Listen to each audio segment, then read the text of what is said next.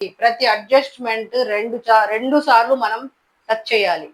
2 చోట్ల వస్తుంది, 2 సార్లు వేయాలి, 2 సార్లు టచ్ చేయాలి, 2 చోట్ల ఉంటుంది. ఇది గుర్తుపెట్టుకోండి. ప్రతి అడ్జస్ట్మెంట్ 2 సార్లు రావాలి, 2 చోట్ల మనం వేసుకోవాల్సిందే, 2 చోట్ల టచ్ చేయాలి.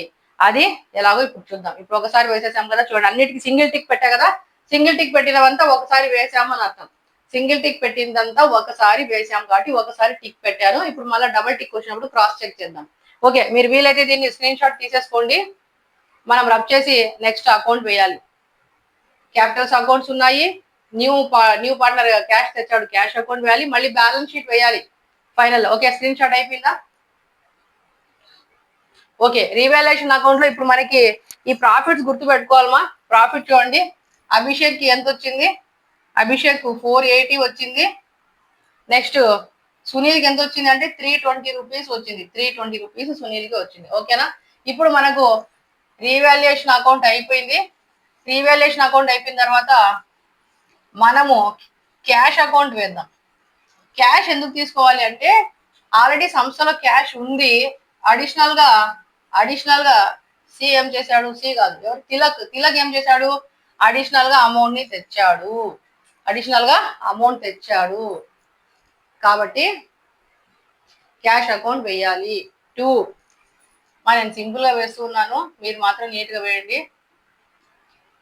క్యాష్ అకౌంట్ దానికి పర్టికులర్స్, టోటల్, డెబిట్లు, క్రెడిట్లు అన్ని రాయండి మా. Debit, credit, particulars, total, debit, credit ఖచ్చితంగా రాయాలి. ఓకే, ఇప్పుడు 2 బ్యాలెన్స్. ఆల్రెడీ క్యాష్ అకౌంట్ లో బ్యాలెన్స్ ఉంది. ఎంత ఉంది? 3000 ఉంది. 2 బ్యాలెన్స్ క్యారీ డౌన్ 3000. ఆల్రెడీ 3000 ఉంది మా. 2 బ్యాలెన్స్ క్యారీ డౌన్ 3000 రూపీస్ ఉంది. 3000 రూపాయలు మనకి అలాగే ఉంది. ఓకే, నెక్స్ట్ ఇక్కడ చూడండి. ఇప్పుడు ఇక్కడ టిక్ పెడుతున్నా, ఇక్కడ ఒక టిక్ పెడుతున్నా. ఎందుకంటే ఇక్కడ 15,000 రూపాయలు తిలక్ క్యాపిటల్ గా తెచ్చాడు, సంస్థలోకి వచ్చింది. అప్పుడు ఏంటి ఏముంటుంది? క్యాష్ వస్తా ఉంది. Cash account debtor to Tilak account, Tilak capital account. So cash account లో 2 తిలక్ క్యాపిటల్ అకౌంట్ 15,000. టోటల్ ఎంత? 18,000. By 18,000 by balance brought down 18,000 to balance carry down 18,000. ఇవన్నీ రాయండి. డెబిట్ వేయండి, క్రెడిట్ వేయండి, పర్టికులర్స్ టోటల్ అన్ని వేయండి. ఒకసారి స్క్రీన్ షాట్ తీసుకోండి. ఇది కూడా రబ్ చేసేయాలి మళ్ళీ. Particulars total.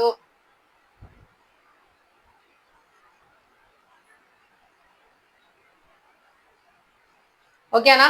సో ఇప్పుడు రబ్ చేస్తున్నామా?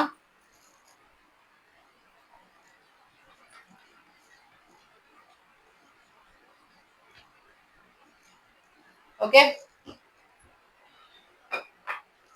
నెక్స్ట్ మనం ఇప్పుడు ఎవరి అకౌంట్స్ వేయాలి? నెక్స్ట్ పార్ట్నర్స్ యొక్క అకౌంట్స్ వేయాలి. Partners account.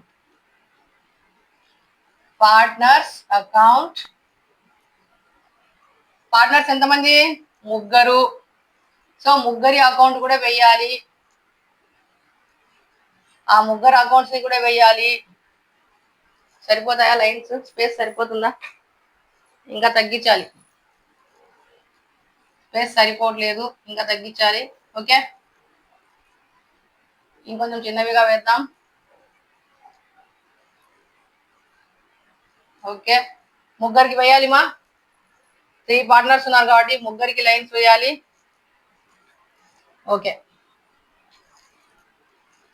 So particulars, debit, credit, particulars Abhishek, Sunil, Tilak. Next ఇక్కడ పర్టికులర్స్ అభిషేక్, సునీల్, తిలక్ ముగ్గురివి వేయండి. ఓకే, ఇప్పుడు వీళ్ళకి స్టార్టింగ్ లో వీళ్ళ క్యాపిటల్స్ ఉన్నాయి కాబట్టి by balance brought down already వీళ్ళ క్యాపిటల్స్ ఉన్నాయి. ఎంత? 30,000 rupees. 30,000 rupees. Sunil capital 20,000 rupees. Starting లో వాళ్ళిద్దరే వేసుకుంటాం. ఇప్పుడు అడిషనల్ గా తను క్యాష్ గా తెచ్చాడు కాబట్టి బై క్యాష్ ఎవరు? తిలక్. ఇప్పుడు తిలక్ అకౌంట్ లో 15,000 వేసాం. చూడండి ఇక్కడ ఒక టిక్ పడిందా? క్యాష్ అకౌంట్ వేసినప్పుడు 15,000 తీసుకున్నాను కదా, క్యాష్ అకౌంట్ ఇందాక వేసినప్పుడు 15,000 అక్కడ తీసుకున్నా. ఇప్పుడు తిలక్ అకౌంట్ కి మళ్ళా 15,000 తీసుకున్నా, అంటే ఇంటూ వేసా, అంటే 2 సార్లు తీసుకున్నా అని ఇక్కడ అర్థం. 2 టైమ్స్ అయిపోయింది. ప్రతి అడ్జస్ట్మెంట్ 2 టైమ్స్ రావాలి. ఆ 2 టైమ్స్ వేస్తేనే ప్రాబ్లమ్ టాలీ అవుతుంది. ఆ 2 టైమ్స్ వేసే బదులు మీరు ఎక్కడైనా ఒకసారి మిస్ అయిపోయినారు అనుకోండి, ఆ మిస్ అయిపోయినప్పుడు మీకు ప్రాబ్లము తప్పు అయిపోతుంది. సో కాబట్టి ప్రతి అడ్జస్ట్మెంట్ 2 టైమ్స్ రావాలి కాబట్టి జస్ట్ నేను టిక్స్ పెడుతున్నాను. ఇప్పుడు ఒకసారి ఏమో క్యాష్ అకౌంట్ లో తీసుకున్నా, ఇప్పుడు సెకండ్ టైం ఇక్కడ తీసుకున్నాను కదా, ఇక్కడ తీసేసుకున్నాను. ఓకే, ఇప్పుడు వీళ్ళకి ఇంకా ఏం రావాలి? పార్ట్నర్స్ కి ఇవన్నీ అడ్జస్ట్మెంట్ అయిపోయినప్పుడు ఈ ప్రాఫిట్ అనేది వచ్చింది. ఈ అడ్జస్ట్మెంట్స్ అన్ని అయినప్పుడు ఈ ప్రాఫిట్ అనేది వచ్చింది. సో బై రీవాల్యుయేషన్ అకౌంట్ లో వీళ్ళకి వచ్చిన profit, by revaluation account bracket లో ప్రాఫిట్, బై రీవాల్యుయేషన్ అకౌంట్ వాళ్ళకి మిగిలింది ప్రాఫిట్. ఏ ఎంత? 480. ఏ 480. ఎస్ ఎంత? సునీల్ ఎంత? 320. ఇంకా తిలక్కి రాదు. ఎందుకు? తిలక్కి మనము పంచలేదు, తిలక్కి మనం ఇవ్వలేదు కాబట్టి ఇంకా తిలక్కి లేదు. ఒకవేళ ఇక్కడ ఏదైనా ఫండ్ ఉంటే దాన్ని మనం ఇక్కడ పంచుకోవాల్సి వచ్చు, కానీ ఇక్కడ ఫండ్ అనేది ఏమీ లేదు కాబట్టి దాన్ని ఇక్కడ పంచడం అనేది ఏమీ లేదు. ఓకేనా? నెక్స్ట్ ఇంకా వీళ్ళ క్యాపిటల్ అకౌంట్ వేయాల్సినవి ఏం పెద్దగా లేవమ్మా ఈ ప్రాబ్లంలో. సో ఈ రెండే ఉన్నాయి కాబట్టి టోటల్స్ వేసేసుకుందాం.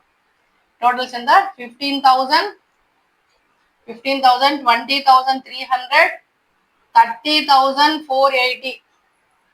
15,000, 20,300, 30,480. 30,480 to balance carry down. 30,480. 20,300. ఇక్కడ 15,000. తిరిగి మళ్ళా బ్యాలెన్స్ తీసుకొని రావాలి. By balance brought down. 30,480. 20,300. Next 15,000. Okay, ఇక్కడతో వీళ్ళ యొక్క క్యాపిటల్ అకౌంట్స్ అయిపోయినాయి. సో ఇంకా వేరే తీసుకోవాల్సి వస్తే ఫండ్స్ ఏమైనా ఉంటే ఇక్కడ వస్తాయి. ఇక్కడ లయబిలిటీ సైడ్ లో ఫండ్ ఉంటే ఇక్కడ వస్తుంది. ఇప్పుడు ప్రస్తుతానికి అయితే ఇంకేమీ లేవు. ఒకసారి స్క్రీన్ షాట్ తీసేసుకోండి.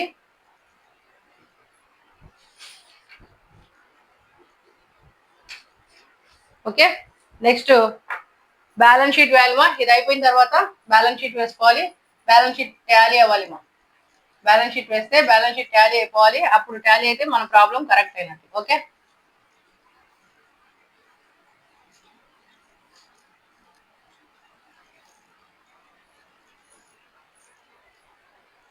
ఓకే బ్యాలెన్స్ షీట్ చూడండి మా. Balance sheet as on April 1st, 2025. So వీళ్ళకి అడ్జస్ట్మెంట్స్ అన్ని ఇచ్చిన తర్వాత మనం బ్యాలెన్స్ షీట్ వేస్తున్నాము. ఆ బ్యాలెన్స్ షీట్ ఎవరెవరికి ఎంత వచ్చింది టాలీ అవ్వాలి, చూద్దాం. ఓకే, ఇక్కడ డెబిట్ క్రెడిట్ రాదు. లయబిలిటీస్, క్యాపిటల్ అండ్ లయబిలిటీస్, లేదా లయబిలిటీస్ అయినా రాసుకోండి. Total assets, total. Okay, liabilities, total assets, total వేసేసాం. సో ఇప్పుడు మనం బ్యాలెన్స్ షీట్ ప్రిపేర్ చేయాలి. సో బ్యాలెన్స్ షీట్ వేసేటప్పుడు ఓల్డ్ బ్యాలెన్స్ షీట్ చూసి న్యూ బ్యాలెన్స్ షీట్ ని ప్రిపేర్ చేయాలి. ఓల్డ్ బ్యాలెన్స్ షీట్ చూసి న్యూ బ్యాలెన్స్ షీట్ ని ప్రిపేర్ చేయాలి. ఓకే, ఇక్కడ చూద్దాం. ఇక్కడ ఒకసారి అడ్జస్ట్మెంట్ ని మనం వేటికైతే అడ్జస్ట్మెంట్స్ ఉన్నాయో ఒకసారి మళ్ళీ నోట్ చేసుకుందాం. సో ఇక్కడ స్టాక్ అనేది తగ్గింది. ఇక్కడ స్టాక్ దగ్గర ఒక ఇంటూనో చుక్కనో ఏదో ఒకటి పెట్టుకోండి. జస్ట్ గుర్తుకి అడ్జస్ట్మెంట్ ఉంది. స్టాక్ కి అడ్జస్ట్మెంట్ ఉంది. ప్లాంట్ అండ్ మిషనరీకి అడ్జస్ట్మెంట్ ఉంది. ఫర్నిచర్ కు అడ్జస్ట్మెంట్ ఉంది, ఫర్నిచర్ కి అడ్జస్ట్మెంట్ ఉంది. Next provision for doubtful debts అంటే డెటాస్ కి అడ్జస్ట్మెంట్ ఉంది. Provision for doubtful debts adjustment ఉంది. ఇన్వెస్ట్మెంట్ ఇది అడిషనల్ గా వచ్చింది కదా, ఒక ఎక్స్ట్రా చుక్క పెట్టుకుందాం. ఇన్వెస్ట్మెంట్ అసెట్ కాబట్టి ఎక్స్ట్రాగా ఒక చుక్క పెట్టుకున్నాం జస్ట్ గుర్తు రావడానికి. నెక్స్ట్ ఎలక్ట్రిసిటీ బిల్ ఇదేంటి ఖర్చు, అప్పు కాబట్టి లయబిలిటీలో ఒక చుక్క పెట్టుకున్నాం జస్ట్ మనకు గుర్తు రావడానికి. మరి ఇంత పెద్ద చుక్కలు పెట్టాలండి మీరు. ఒక పెన్సిల్ తో డాట్ పెట్టుకోండి, చిన్న ఇంటూ మార్క్ వేసుకోండి, లేదా స్టార్ వేసుకోండి, అది మీ ఇష్టం. జస్ట్ ఒక ఐడెంటిఫికేషన్, ఏది మర్చిపోకూడదు కాబట్టి ఒక ఐడెంటిఫికేషన్ కోసం మాత్రం ఏదో ఒక చిన్నదిగా పెట్టుకోండి. నేను కొంచెం పెద్దవే పెట్టా బోర్డులో కనిపించాలని, కొంచెం పెద్ద చుక్కలే పెడుతున్నా. ఓకే, ఎలక్ట్రిసిటీ బిల్ అయిపోయింది. నెక్స్ట్ క్రెడిటార్స్ రిటర్న్ ఆఫ్ ఉంది అంటే క్రెడిటార్స్ దగ్గర ఒక చుక్క పెట్టుకుందాం. క్రెడిటార్స్ రిటర్న్ ఆఫ్, క్రెడిటార్స్ కి ఒక చుక్క పెట్టేసుకుందాం. ఓకే, నెక్స్ట్ ఇప్పుడు చూడండి plant and machinery. Old balance sheet చూసి న్యూ బ్యాలెన్స్ షీట్ లోకి రావాలి. Plant and machinery, plant and machinery ఎంత ఉంది? 30,000 రూపీస్. అడ్జస్ట్మెంట్ ఉంది కదా, చుక్క ఉంది కాబట్టి అడ్జస్ట్మెంట్. ఏముంది ఇక్కడ? ప్లాంట్ అండ్ మిషనరీ 10% పెరిగింది. 10% ఎంత? 3,000 ప్లస్ ప్లస్ ప్లస్ అంటే యాడ్ అవ్వాలి, పెరిగింది. Plus 10% appreciation. 10% అప్రిసియేషన్ అని రాయండి, ఇక్కడ ప్లేస్ లేదు, ఏ పెట్టా. 10% అప్రిసియేషన్. ఎంత అప్రిసియేషన్? 3,000 రూపీస్. 3,000 రూపీస్. టోటల్ ఎంత? 33,000. అప్రిసియేషన్ అంటే పెరిగింది కాబట్టి యాడ్ చేయాలి, తగ్గితే లెస్ చేయాలి. పెరిగితే యాడ్, తగ్గితే లెస్ అసెట్లకు. ఓకే, నెక్స్ట్ ఏంటి ఇక్కడ? ఇక్కడ చూడండి ఫర్నిచర్ ఉంది, ఫర్నిచర్ తీసుకుందాం. ఇక్కడ ఫర్నిచర్ ఇక్కడ ఫర్నిచర్ ఎంత ఉంది? 10,000 మైనస్ డిప్రిసియేషన్. అటు డిప్రిసియేషన్ ఇచ్చాడా? ఇవ్వలే. రీవాల్యూ చేస్తే అంత ఉంది అని ఇచ్చాడు, దాన్ని డిప్రిసియేషన్ అని రాయండి, లేదా రీవాల్యూ అని అయినా రాసుకోండి. సో డిప్రిసియేషన్ అని రాయండి, ఎందుకంటే తగ్గింది కాబట్టి 1000 రూపాయలు తగ్గింది అని ఇక్కడ డిప్రిసియేషన్ కింద తీసేసి 9,000, లేదా డైరెక్ట్ 9,000 వేసినా ఇబ్బంది లేదు. వాడు డైరెక్ట్ గా ఇచ్చాడు 9,000 కాబట్టి అదేనా వేసేచ్చు. సో ఫర్నిచర్ 9,000 వేసాం. రెండోసారి గీర కొట్టాను అంటే ఫస్ట్ టైం ఇట్లా అయిపోయింది, ఇప్పుడు సెకండ్ టైం ఇట్లా వేసేసా. నెక్స్ట్ స్టాక్, ఆ బ్యాలెన్స్ షీట్ చూసి ఇక్కడ వేస్తున్నా. స్టాక్ ఎంత? 15,000. స్టాక్ ఎంత? 15,000. ఇక్కడ ఇచ్చారు స్టాక్ మైనస్ 10%,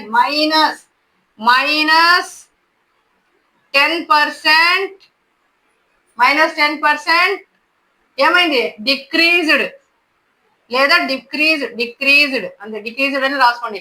మైనస్ 10% డిక్రీజ్డ్. ఎంత? 1,500. 15,000 పైన ఎంత? 10%. 1,500 పోతే 13,500. సో ఇప్పుడు స్టాక్, ప్లాంట్ అండ్ మిషనరీ రెండు నోట్ చేశా కాబట్టి ఇంటూ పెట్టా. Stock, plant and machinery. ఇక్కడ స్టాక్, ఇక్కడ ప్లాంట్ అండ్ మిషనరీ. ఈ రెండింటి పైన అడ్జస్ట్మెంట్ రెండోసారి తీసుకున్నా. ఫస్ట్ టైం ఎక్కడ తీసుకున్నాం? రీవాల్యుయేషన్ అకౌంట్ లో తీసుకున్నాం. సెకండ్ టైం ఎక్కడ తీసుకున్నాం?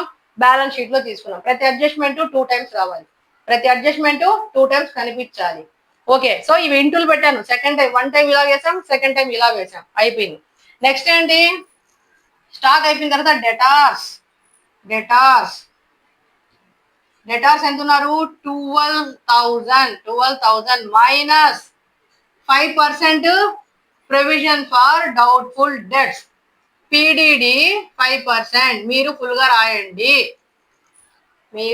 రాయండి, మీకు నోట్బుక్ లో స్పేస్ చాలా ఉంది, టైం చాలా ఉంది. నీట్ గా రాయండి, కూర్చొని రాయండి, 1-2 సార్లు చేయండి, నష్టం లేదు. Short cut రాయదు. 5% ఎంత? 600 రూపీస్ పోతే 11,400. 12,000 లో 600 పోతే 11,400. సో పిడిడి చూడండి, ఇక్కడ ఇంటూ పెడుతున్నా. పిడిడి సెకండ్ టైం వాడేసాం, సెకండ్ టైం యూజ్ చేసాం. ఓకే, ఇప్పుడు ఇన్వెస్ట్మెంట్స్ 1000 అన్రికార్డెడ్. అక్కడ రికార్డ్ చేయాల, ఇప్పుడు చెయ్యాలి. అక్కడ రికార్డ్ చేయాల, ఇప్పుడు చెయ్యాలి. సో ఈ చుక్క ఎందుకు వచ్చింది? ఇన్వెస్ట్మెంట్స్ కోసం వచ్చింది. సో ఇక్కడ ఇంకోటి ఉంది కదా, క్యాష్ ఇన్ హ్యాండ్ అయిపోయినా వాళ్ళ ఇన్వెస్ట్మెంట్స్ కోసం ఇక్కడ ఏముంది cash in hand. Cash in hand. Cash in hand ఎంత 3000 కాదు, 3000 కాదు. క్యాష్ అకౌంట్ వేసాం కదా, క్యాష్ అకౌంట్ వేసాం కదా. క్యాష్ అకౌంట్ ఎంత ఉంది 15,000 ప్లస్ ఒక 3000 ఎంత 18,000. సో ఇక్కడ మనము ఇక్కడ తిలక్ అకౌంట్ లో వేసాం కానీ బ్యాలెన్స్ షీట్ లో మళ్ళీ తీసుకోవాలి. అది మూడోసారి వచ్చినట్టు కాదు, అది మూడోసారి వచ్చినట్టు కాదు.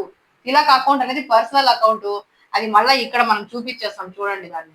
సో ఇక్కడ క్యాష్ ఇన్ హ్యాండ్ ఎంత అంటే 18,000 రూపీస్.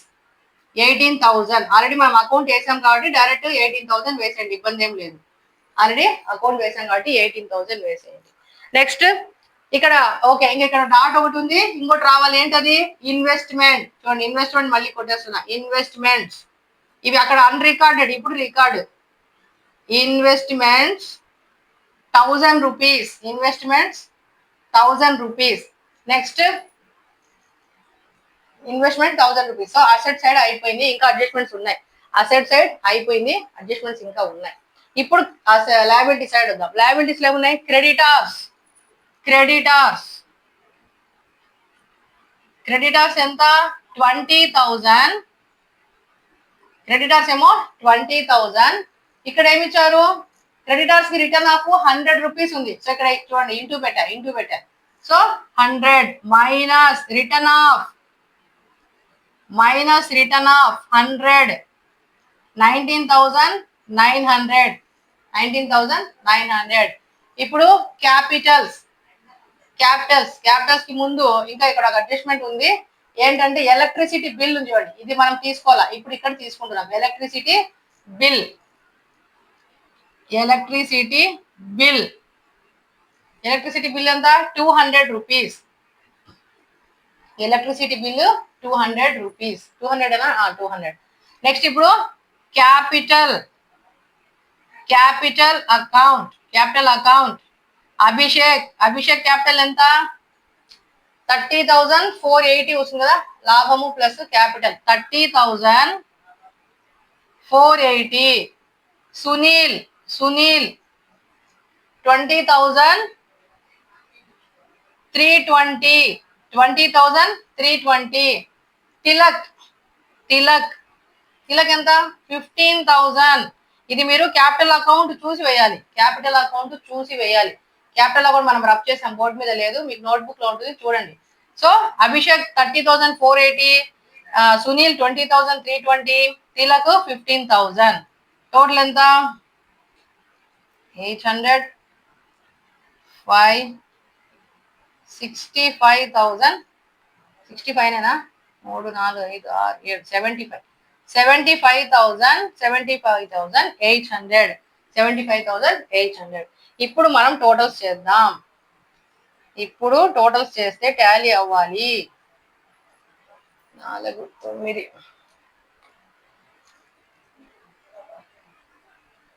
9 10 11 12 5 2 3 4 5 85,900 వచ్చింది మా. 85,000 అసెట్స్ లో 900 వచ్చింది. 10 19 1 6 15 1 8 9 95 వచ్చిందా? ఒక నిమిషం చూద్దాం. ఇక్కడ 5 3 4 ఎక్కువసారి ఇది 65,800. 65,800 1 7 8 ఓకే 85,900. 85,900 అనేది మనకు వచ్చినటువంటి టోటల్. సో ఇక్కడికి ప్రాబ్లం అయిపోయింది. వీలైతే స్క్రీన్ షాట్ తీసుకోండి. సో ఇక్కడికి మన ప్రాబ్లం అనేది అయిపోయింది. సో 1కి 2 సార్లు చూడండి, 1కి 2 సార్లు చేయండి, ప్రాబ్లం అనేది అర్థమవుతుంది. ఏదైనా మిస్టేక్స్ ఉంటే చెప్పండి. 1 or 2 మైనర్ మిస్టేక్స్ వస్తాయి. బాగా టెన్షన్ గా ఉంటుంది క్లాస్ చెప్పేటప్పుడు కదా. క్లాస్ లో బోర్డు మీద చెప్పేటప్పుడు స్టూడెంట్స్ ఉంటారు కాబట్టి కొంచెం అదేమంటారు ఎంటర్టైన్మెంట్ ఉంటుంది, బాగా చెప్పడానికి బాగుంటుంది. వాళ్ళు డౌట్స్ అడుగుతాంటారు, చాట్ చేస్తా మాట్లాడుకుంటా చేసేయచ్చు. కానీ ఇక్కడ సింగిల్ గా చెప్పుకోవాలి అంటే ఏం గుర్తుంటుందో ఏం మర్చిపోతున్నామో ఒక్కోసారి కన్ఫ్యూజ్ అవ్వాల్సి వస్తూ ఉంటుంది మాకు కూడా. సో ఒకసారి చూడండి, ఏదైనా అడ్జస్ట్మెంట్స్ ఉంటే 1 or 2 మిస్టేక్స్ ఉంటే ఒకవేళ మీరు నాకు కామెంట్ చేయండి. I will try to rectify my errors. Problem తప్పేం లేదు. మేము కూడా తెలుసుకోవాలి, మేము కూడా నిరంతర విద్యార్థులమే, మేము స్టూడెంట్సే. లెర్నింగ్ అనేది ఎప్పుడు ఉండాల్సిందే. ఒక టీచర్కి ఎప్పుడు లెర్నింగ్ అనేది ఉండాల్సిందే, నేర్చుకుంటూనే ఉండాలి. లైఫ్ టైం అంతా నేర్చుకుంటేనే వాళ్ళు టీచర్స్ అవుతారు. ఓకే, ఎనీహౌ తీసుకోండి, స్క్రీన్ షాట్ చేయండి. 1-2-3 సార్లు మీరు ప్రాక్టీస్ చేయండి మా, ఒకసారితో వచ్చేది అయితే కాదు. బాగా ప్రాక్టీస్ చేయండి. నెక్స్ట్ ఇంకొక ఫండ్ ఫండ్ వస్తే షేర్ ఎలా ఉంటుంది చేసుకోవడము ఇంకో నెక్స్ట్ వీడియోలో చేద్దాం. Thank you for watching.